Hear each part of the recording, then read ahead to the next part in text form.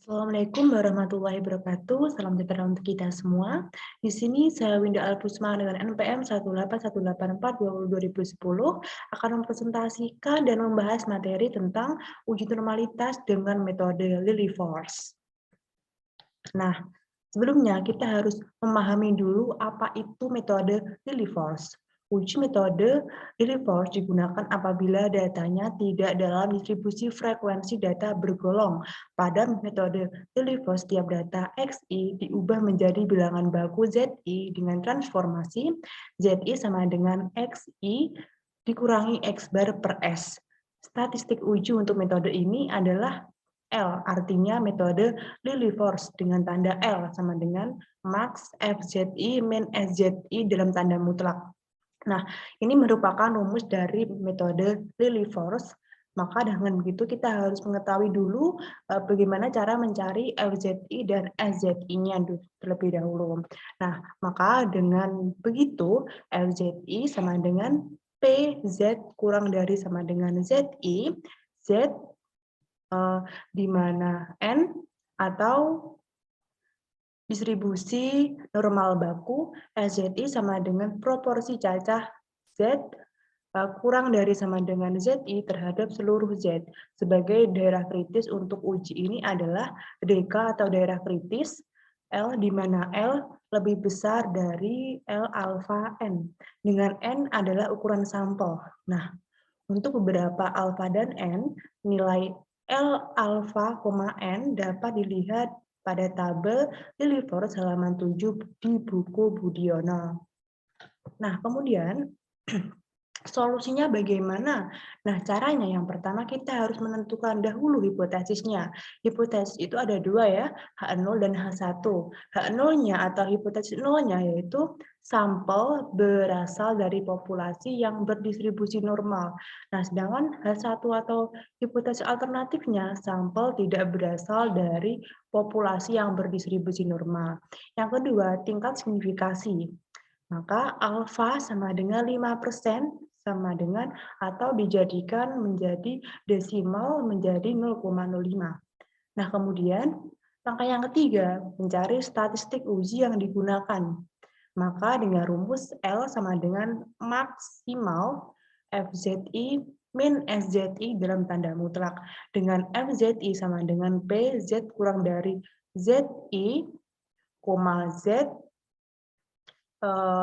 adalah N 0,1 dan SZI adalah proporsi cacah Z kurang dari sama dengan ZI terhadap seluruh Z.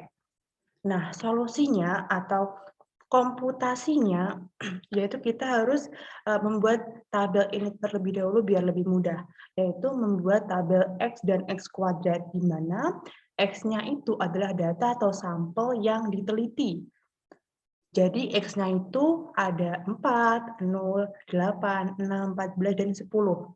Nah, data sampel ini berjumlah 6.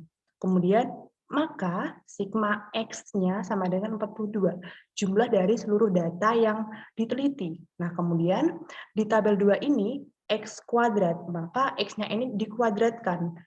Dengan hasil 4 kuadrat, hasilnya 16. 0 kuadrat sama dengan 0. Dan seterusnya. Maka sigma X kuadrat sama dengan 412. Nah, dari data di samping diperoleh sigma X sama dengan 42 dan sigma X kuadrat sama dengan 412. Sehingga diperoleh X barnya yaitu rata-rata yaitu 42 per N. N-nya ini merupakan jumlah dari data yang diteliti. Ada 6 data, maka 42 dibagi 6 sama dengan 7. Nah, ini merupakan hasil dari X bar-nya. Nah, kemudian untuk S-nya.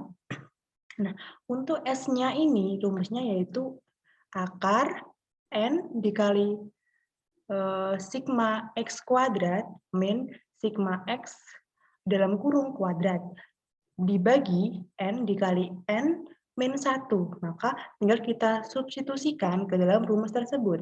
Maka N-nya 6, maka ditulis 6. 6 dikali 412, kemudian dikurangi 42 kuadrat dibagi 6 dikali 5, maka hasilnya akar 708 dibagi 30 sama dengan akar 23,6, maka hasilnya 4,86. Nah, ini merupakan hasil dari S-nya. S-nya sudah ketemu 4,86. Nah, kemudian solusinya selanjutnya yaitu kita buat dulu tabel untuk mencari L maksimalnya. Pada tabel 12,9 ini berisi tentang XI, kemudian ZI, FZI, SZI, dan FZI min SZI dalam tanda mutlak. Nah, oleh karena itu, kita isi dulu pada tabel kolom pertama, XI, itu berisi data-data yang diteliti tetapi diurutkan dari nilai yang terkecil ke nilai yang terbesar. Maka nilai terkecilnya itu ada 0, 4, 6, 8, 10, dan 14. Dan ini berlaku untuk tabel yang pertama. Kemudian ZI-nya itu kita tulis, kita masukkan dengan rumus XI min X bar per S. Nah, dengan begitu, contoh di soal pertama, di baris pertama, yaitu min 1,44, berarti min 7 dibagi 4,86, maka hasilnya negatif 1,44. Nah, ini juga berlaku untuk seterusnya, untuk baris kedua, baris ketiga, dan seterusnya. Nah, setelah itu kita menentukan FZI-nya. Nah, bagaimana cara menentukan FZI-nya? Yang pertama kita tulis dulu FZI-nya. F dalam kurung di baris pertama itu adalah min 1,44 kan? Berarti FZI-nya min 1,44 sama dengan PZ kurang dari sama dengan min 1,44, maka PZ. Nah, PZ ini di pertemuan sebelumnya kita sudah membahas tentang uji Z. Nah, di mana uji Z itu sudah diketahui bahwa pasti nilainya 0,5 atau 50%, maka ditulis 0,5. Nah, kemudian dikurangi 0,4251. Nah, ini merupakan dilihat pada tabel Z-nya. Nah, misalkan ini kan yang dicari 1,44. Berarti di tabel Z ini kita lihat di 1,4 di sini, kemudian pada baris atas tinggal kita lihat 0,04. Lanjutannya 1,4 sama 0,04 tinggal kita luruskan, maka hasilnya 0,4251. Nah, itu hasilnya.